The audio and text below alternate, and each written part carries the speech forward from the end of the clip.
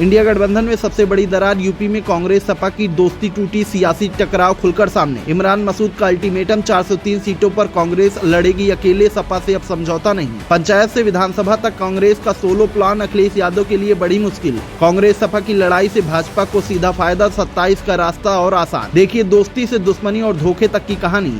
UP की सियासत में शुरू हुआ सबसे बड़ा बवंडर। दोस्तों, नए साल की शुरुआत में ही यूपी की राजनीति में सबसे बड़ा धमाका होने जा रहा है, जो सीधे 2027 के चुनावी गणित को पलट सकता है।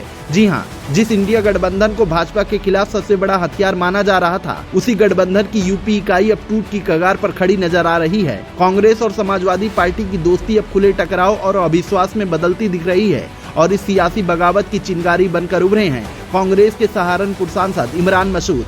इमरान मसूद का बयान सिर्फ एक प्रतिक्रिया नहीं, बल्कि सपा नेतृत्व के लिए सीधी सियासी चुनौती है।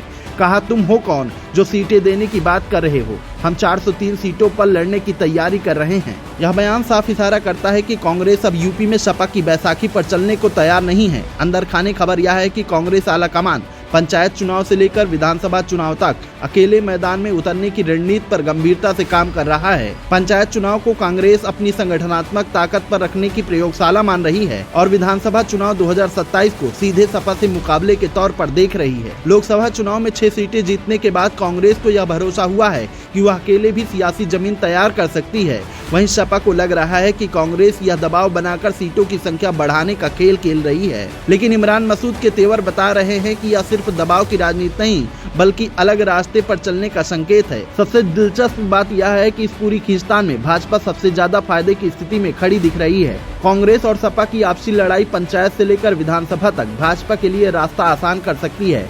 जिस गठबंधन को सत्ता के लिए सबसे बड़ा खतरा माना जा रहा था, वही अब अंदर से कमजोर होता दिख रहा है। सवाल यही है कि क्या कांग्रेस सच में अकेले 403 सीटों पर उतरेगी या यह सपा पर दबाव बनाने की रणनीति है। लेकिन इतना तय है कि दोस्ती से दुश्मनी और फिर धोखे तक पहुंचती यह कहानी यूपी की राजनीति में 2027 से पहले सबसे बड़ा तूफान बन सकती है। ब्यूरो रिपोर्ट, DK त्रिपाठी, साम टीवी डिजिटल।